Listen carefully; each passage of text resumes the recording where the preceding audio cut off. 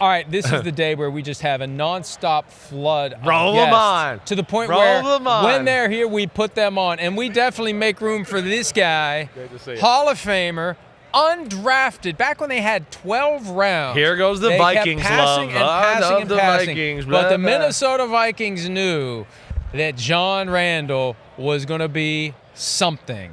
And he was. A long time in the NFL, earned his spot in Canton, and here he is. What's up, John?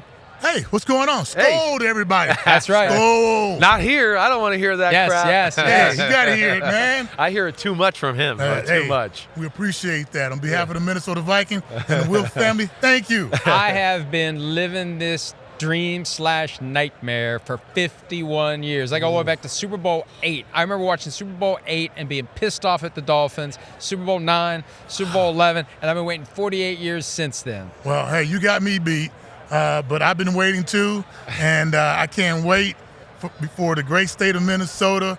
Our passionate fans, they deserve a chance at it, and I know I'll be alive to see it, and when it does, I will be running around here or Radio Row, excited for my Minnesota Vikings. I hope I'm He'll be allowed running to see with it you. too. Yes. I hope I'm allowed Run to him see it, over and I hope while I you can do still it. walk when it happens.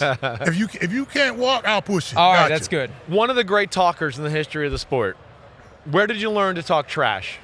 I learned to talk trash by always being around guys older than me, growing up, Right. and trying to hold my own. Uh-huh. And then being in the National Football League, I had the pleasure of hanging out with a guy named Henry Thomas, Chris Dolman, and we was playing against a guy named Steve Winooski. Right. And Henry had told me, watch out, this guy's they call it dirty. Right. So I just kind of read up on him.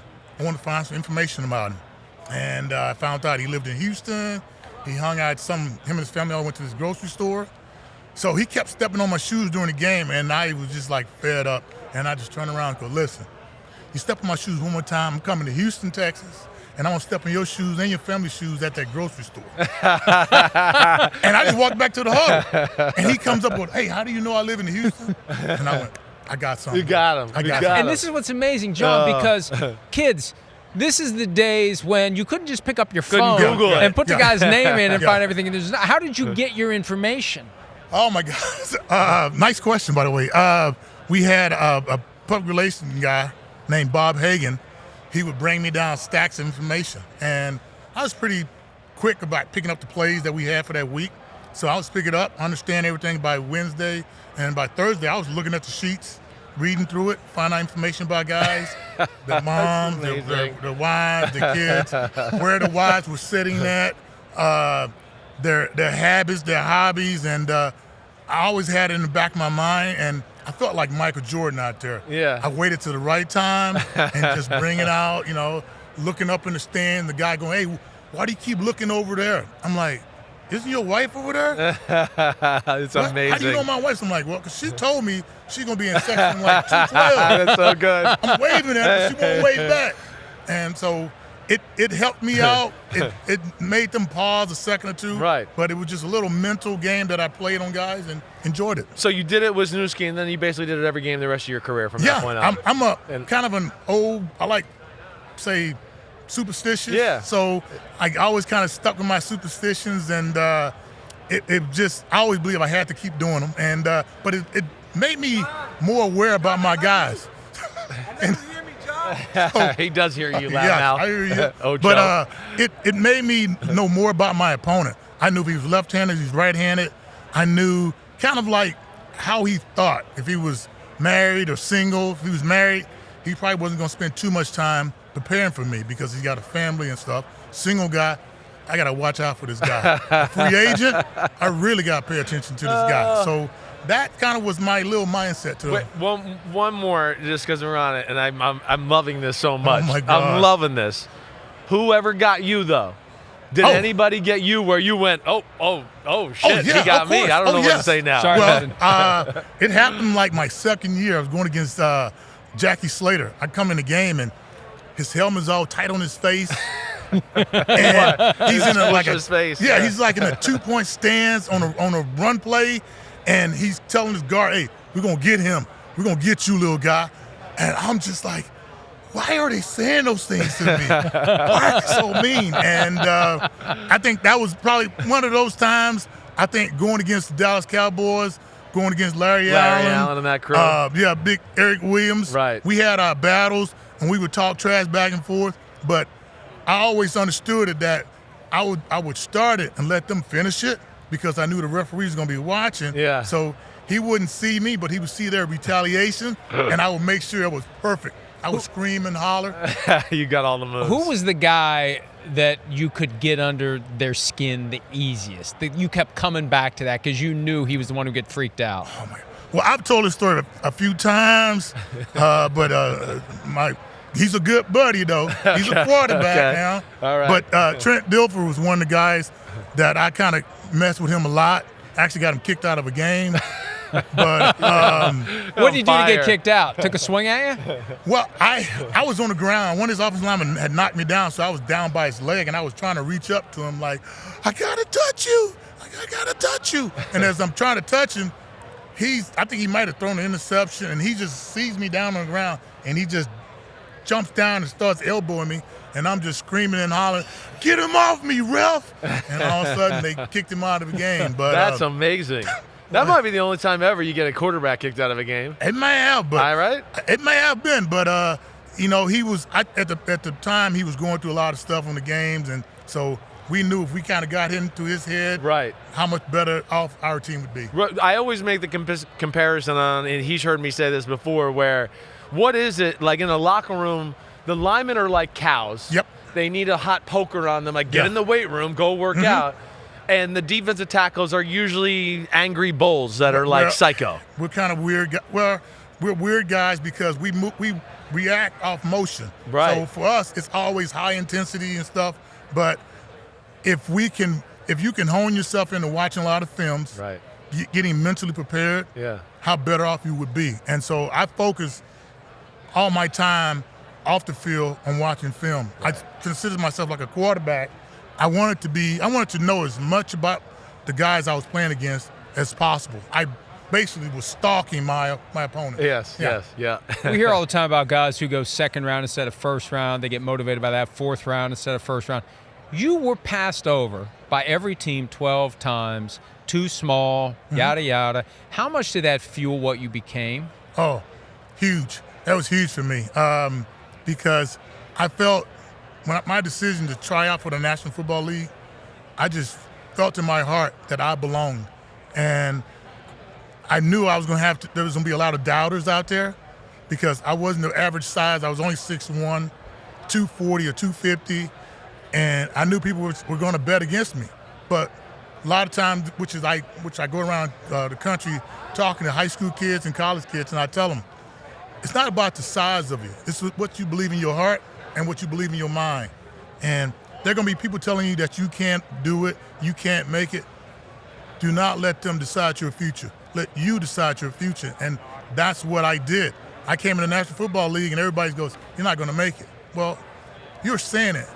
You're saying it, but I'm also saying that I can, and I'm going to prove you wrong. And I tried to do that for 14 years, enjoyed every minute of it, and love proving people wrong. Now watching the transformation of the defensive tackle position going from 6'5" to 6'6", to watching guys 6'1", even 6 foot play the game. That's what I wanted to ask you next. Yeah. Because I'm in love with Jalen Carter on the Eagles. I have a man crush, right? Yeah. He's like a or a sap or psycho in a good way, right? Yeah, I seen him because I do the combine every year, right. So I get a chance to watch all the defensive tackles. Yeah. And he is. But for me, Aaron Donald was just, when I first got in the league by my third or fourth year, when they was like, don't gain weight, stay right at this size and you can play. My era, they were like, you got to gain more weight. Right. But for me, Aaron was what I could best come you've back ever seen? Best I've ever seen. Best you've ever seen. Yeah. Wow, that's a lot from you. Yeah, man, I've watched him, and you just see how it's just not about him making himself better. He's trying to make his teammates. He was trying to make his teammates better, and that's what you do when you're good at your position. Is bring your teammates in to push them too, because that's part of it. Not just yourself, but your teammates also. Right. You played on some great Vikings teams. They contended regularly playoffs, and I know this by heart, 92, 93, 94, 96, 97, 98, 99, 2000. What were the best teams you played on? Obviously, 98 stands apart. What were the other ones that stick out in your mind? Man, my early years, I think my third year, we were number one defense. 92, first year with Denny Green. Yeah, Denny Green. And Tony Dungy. But we had the great one. I call him Lord Humongous, Jack Del Rio. Oh. Jack, man, I learned so much from Jack Del Rio. His intensity, how he played. One of the most sad days was when they released him. It hurt me so much. What'd you call him? Lord Humongous. Lord Humongous. It was a movie called The Road Warriors. Jack would come in the locker room and then get on the field, and he would say it line by line. And so that's how I echoed Lord Humongous was for Jack Del Rio, because he was my mentor. He was my guy. He was a guy that brought the intensity, and I wanted to bring the intensity like Jack Del Rio. Did he bring the tree stump and the axe into the locker room there? We know he did it in Jacksonville. Did he do anything like that in Minnesota? We kind of already had that, because Dennis Green one time brought in a piece of concrete and a hammer and started breaking it over, pounding the rock, right, and Coach Fazio with the steel, cleaning the steel up. So we had a lot of guys who were speakers or motivational speakers. I just listened. Tony Dungy said so many great things that I would sit there and learn how we correct somebody without saying a word, which was when you made a mistake on the field, come on the sideline, stand by me for 2 series. Then after those 2 series, do you understand? Oh, yes, sir, I got it. That's amazing. Yes. That's amazing. I can't wait for that. I'm going to tell him that. He's our work buddy, of course. All right, tell us what you got going on with the Pro Football Hall of Fame here. Well, today I'm here for James Hardy Pro Football Hall of Fame Invitational. James Hardy, which is the North America siding company, number one siding company in America. And so we're teaming up together to play some golf. There's going to be 26 Hall of Famers playing with some senior PGA players, and we're going to get out there and see who's the best or the best. But we know these PGA golfers are going to be better than we are. But for us Hall of Famers, anytime we get a chance to hang out together, play some golf, smoke an occasional cigar here and there. Yeah, good. And for a worthy cause, because one of the biggest causes of this James Hardy is the Birdies for Bill, which $100 for each birdie goes into this. And I'm excited to be a part of it. Anytime and for the NFL or the Hall of Fame, or anytime we're working with charities, donating money back, building the legacy, I'm a part of it. Good cause. Before we let you go, and I need your help here, and I think I know the answer, but I'm going to ask you anyway. Okay. 98, you lived it. That game, 98 championship against Atlanta.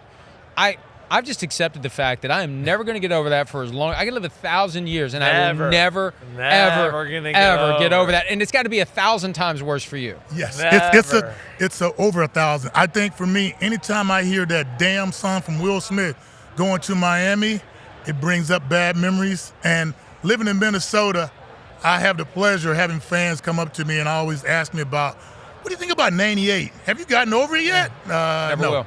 But it's if we could go back and redo it, I would, but we can't. But we got to move on, and I'm excited for our future of the Minnesota Vikings. I hope you are too. John, you didn't want to talk about the 99 championship game? No, we don't. That was 2000. 2000. John, anytime, this is 100% true. I know. Anytime anyone tries a 39-yard field goal, I start to have flashbacks to the 39-yarder that would have made it a 10-point game, and the game would have been over. You know what? I got one worse than that. So I got more. Hold on, everybody. Yeah. It's Vikings therapy. So I got Gary Anderson I played with. Then I hang out with Morton Anderson at the Hall of Fame, who showed me his signature autograph, which is a goal pole, which his ball is going through the middle, and then he shows me Gary Anderson, his signature, the ball going to the right. So imagine going through that. And every time I see Morton, hey, you want my autograph? That's great. John Randle, Hall of Famer. Great to see you, John. All the best. Hi, it's Mike Florio. Thanks for watching PFT on YouTube. Hit subscribe for the latest news and analysis from Pro Football Talk.